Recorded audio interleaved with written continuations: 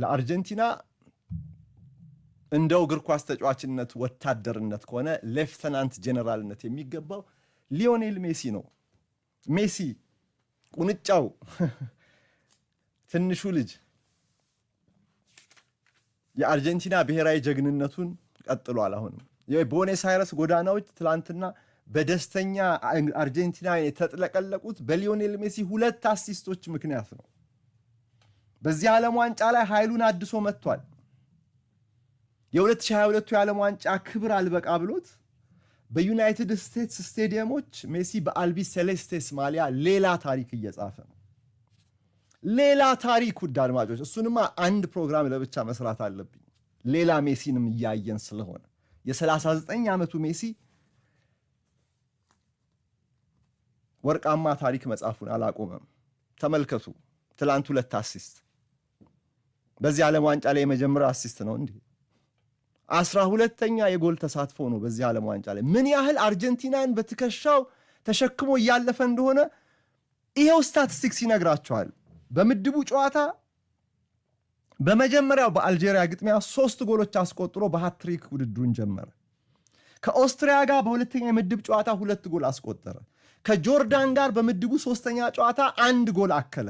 ምድብ ጨዋታዎቹ ሲጠናቀቁ ሊዮኔል ሜሲ 6 ጎሎች ነበሩት። የ32ቱ ጥሎ ማለፍ ላይ ኬፕ ቬርዴን ሲያሸንፉ 1 ጎል ያስቆጠረው ሜሲ በ16ቱ ጥሎ ማለፍ ዙር ላይ ግብፅ ላይ 1 አሲስት 1 ጎል አስቆጥሮ የአርጀንቲናን የሞተውን የቀዘቀዘውን መንፈስ አነቃቀው። እዚህ ጋር ነው ሲዘገብ እንደነበረው ሰሞኑን ቅድም የጠቀስኩላቸው አርጀንቲናዊ አሰልጣኝ ሲሚዮኔ በግብፅ ጨዋታ ላይ አርጀንቲና ተሸነፈች ብሎ ተስፋ ቆርጦ ሊወጣ ነበር። እሱ እንዳለው ባለቤቴ ናት ቁጭ በል እንጂ ያለችኝ። ሜሲ ስሙ ተጠቅሷል። እሱ ካለ ይሄ ሁሉ ነገር ሊሆን ይችላል። እውነትም ሜሲ ከግብፅ ጋር 1 ጎል አስቆጠረ፣ 1 አሲስት አድርጎ ያው ግብጾች በአወዛጋቢ ሁኔታ ነው የወደቁት፣ ግን አርጀንቲና ወደ ሩብ ፍጻሜ ተሻገረች። በሩብ ፍጻሜ ስዊዘርላንድንም ሲገጥሙ ሜሲ ጎል አላስቆጠረ ይሆናል። ኳስና መረብን አያገናኝ እንጂ ኳስና ጎል አስቆጣሪን አገናኝቶ በ1 አሲስት ጨዋታውን ጨረሰ። ወደ ግማሽ ፍጻሜ ለትላንትና በቃ ትላንት አርጀንቲና በዚህ ዓለም ዋንጫ ላይ ለመጀመሪያ ጊዜ ከባድ ቡድን ገጠመች። ወርቅ በእሳት እንደሚባለው አርጀንቲናን በእንግሊዝ ትፈተናለች ብለን ሜሲ እንዲህ ባለው ቀውጢ ሰዓት ላይ አርጀንቲና በምትፈተንበት ሰዓት ላይ ብሔራዊ ጀግንነቱን ማሳየት ይጠበቅበታል ተባለ። ሜሲ ለትንሽ ቡድኖች ብቻ አይደለም፣ ተጋጣሚው ማንም ይሁን በክለብ እግር ኳስም ጠንቅቀን እናውቀዋለን። ይሄ ልጅ የጀግኖች ጀግና ነው። በእግር ኳስ ሜዳ ላይ የሚያክለው የሌለ የሀገር ደስታ ምንጭ፣ የሀገር ኩራት ምልክት። እንዴት ታድሏል አርጀንቲናውያን በርሱ።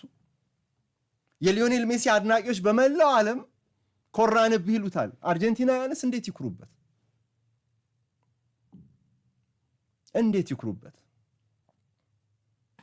የትላንቱን ከጦር ሜዳ ጋር ሲመሳሰል በነበረው ጨዋታ ላይ በደንብ በጦር ሜዳ እንመስለው ካልን የመጨረሻዎቹን 20 ደቂቃዎች በተለይ በደንብ በጦር ሜዳ ጉዳይ እንመስለው ካልን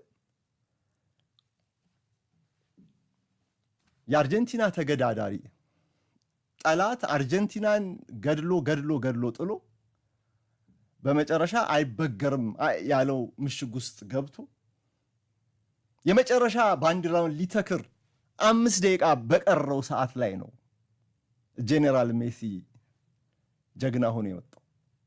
እሱ አሲስት ባያደርግ ኤንዞ ፈርናንዴዝ አያስቆጥርም። እሱ አሲስት ባያደርግ ላውታሮ ማርቲኔዝ በረጃጅሞቹ ተጫዋቾች መካከል 1.74 ብቻ የሚረዝመው አጭሩ እንዴት ጭንቅላቱ ላይ ቁጭ ቢያደርግለት ነው ያንን ጎል ያስቆጠረው።